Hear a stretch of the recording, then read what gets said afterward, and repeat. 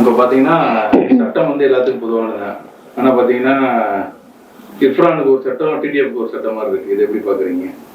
அதாவதுங்க, சட்டம் பொதுவானது தான் உண்மை. சட்டம் வந்துட்டு பொதுவா இல்லாத மாதிரி ஆக்குறதுன்னு பார்த்தீங்கன்னா ஒவ்வொருத்தருக்கும் உள்ள பேக்ரவுண்டு நீங்கள் அதை புரிஞ்சுக்கணும்.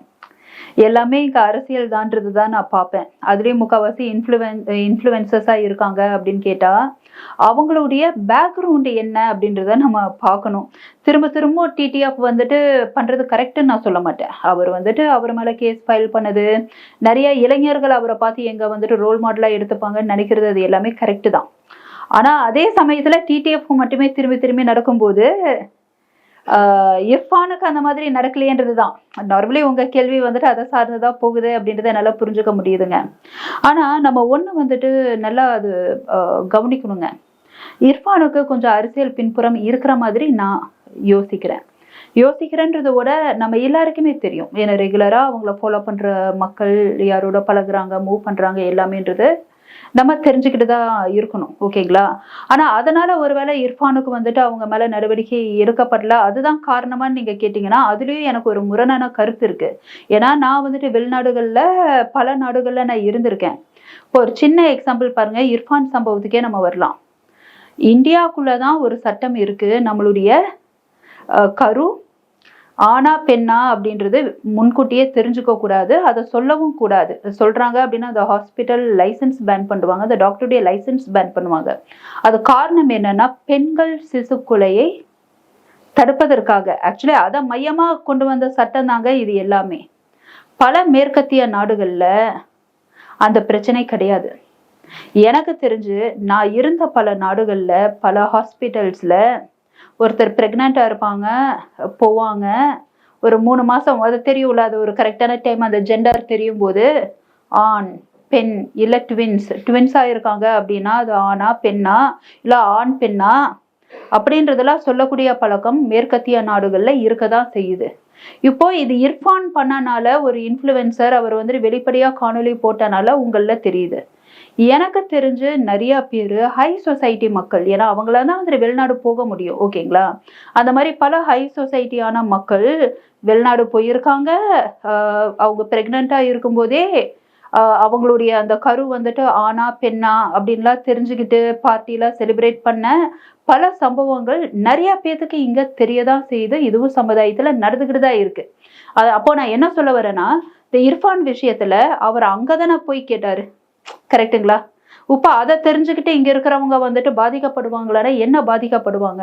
ஒரு விழிப்புணர்வு தான் மற்றவங்களுக்கு தெரிஞ்சிருக்கும். ஓ, இந்தியாவில இது அலௌடு இல்லை, துபாயில ஒருவேளை அலௌடு போல இருக்கு. இது ஒரு ஒரு நாலேஜ் தான். கரெக்டா? நிறைய பேருக்கு இது தெரியாது. கரெக்டுங்களா? அதே மாதிரி இவர் சொல்லிட்டாரு அப்படின்றதுனால இங்க இருந்து வெளிநாடு வரைக்கும் போய் தன்னுடைய குழந்தை வந்துட்டு வயிற்றுல இருக்கிற குழந்தை ஃபீட்டஸ் நான் சொல்றேன் ஆனா பெண்ணான்னு தெரிஞ்சுக்கிறவங்க, பெண்ணா இருந்தா கொலை பண்ணக்கூடிய பேக்ரவுண்ட்ல இருக்கிறவங்களா இருக்க மாட்டாங்க.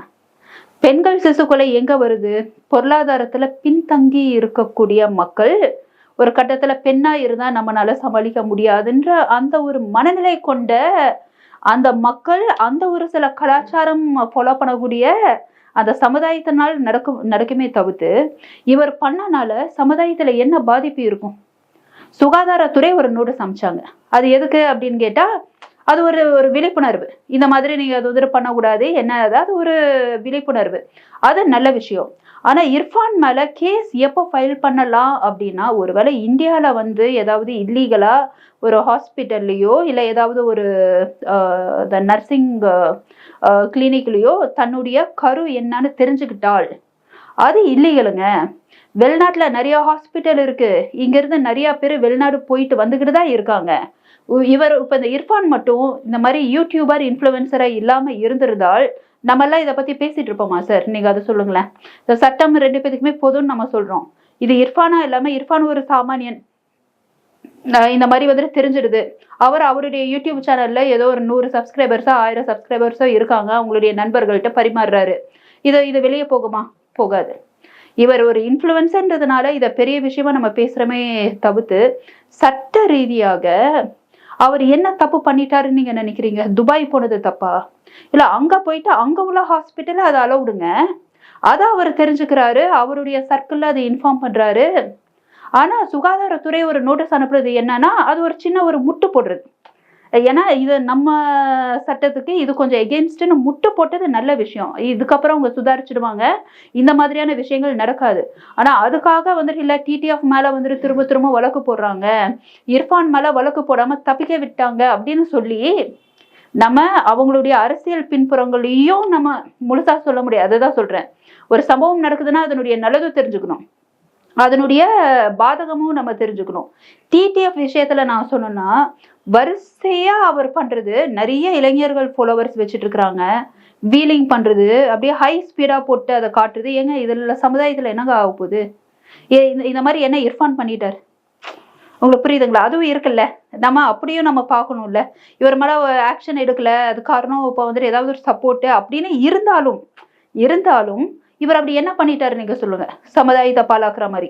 இப்ப இதை நிறைய பேர் கேட்டு, இப்ப இர்ஃபான் சொல்றத கேட்டாங்க.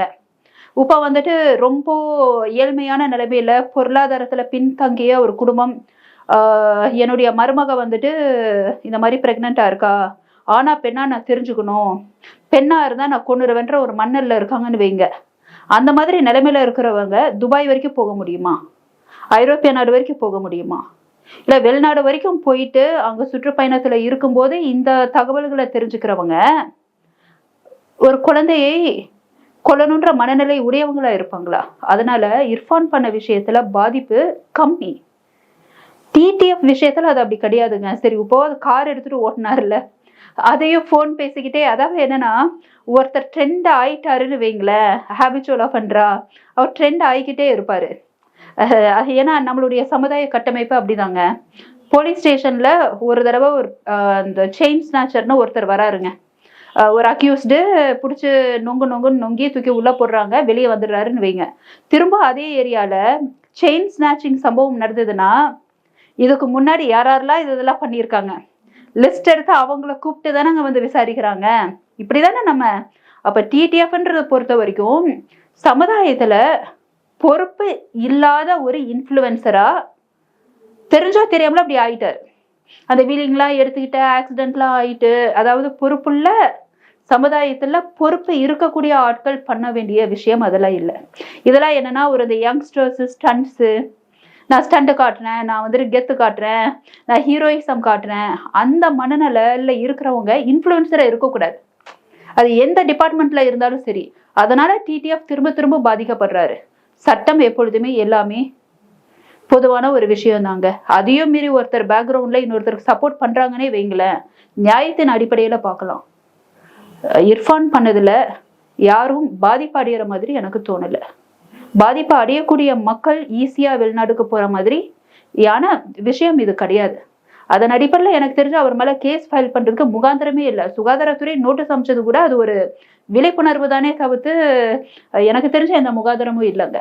சட்டம் பொதுதான்.